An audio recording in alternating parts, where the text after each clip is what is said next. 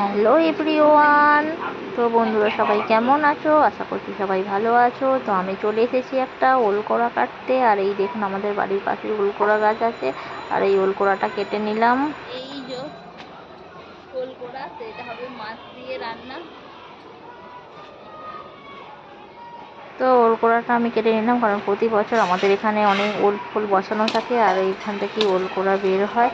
আর আমরা তো সেগুলো কেটে কেটে খাই। তো আমি ওলকোড়াটা কেটে নিয়ে এলাম। তো মাছ ছিল, মা বললো মাছ দিয়ে ওলকোড়াটা রান্না করব। তো আমি প্রথমে এগুলোকে নিয়ে এসে ভালোভাবে কেটে কুটে পরিষ্কার করে দিলাম। তো মা এটাকে ভালোভাবে নুন আর হলুদ জল দিয়ে একটু সামান্য ফুটিয়ে ফেলে দিল। আর এটাকে ভালোভাবে এবার ভেজে নেবে। আর মাছ তো এখানে ভাজা হয়ে গেছে।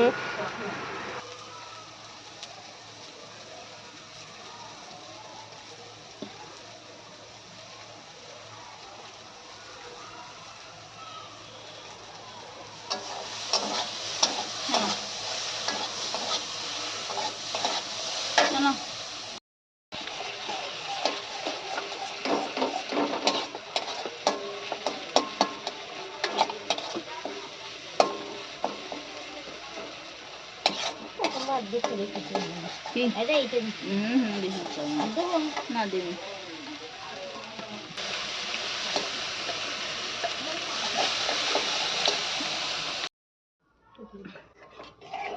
এই লেজাটা দিয়ে দেবো। হ্যাঁ, দিয়ে দাও।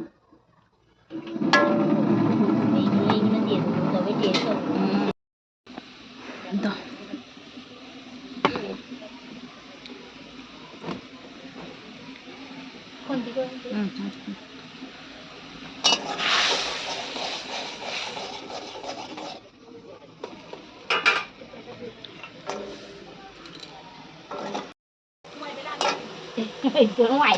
কি বলছো মা?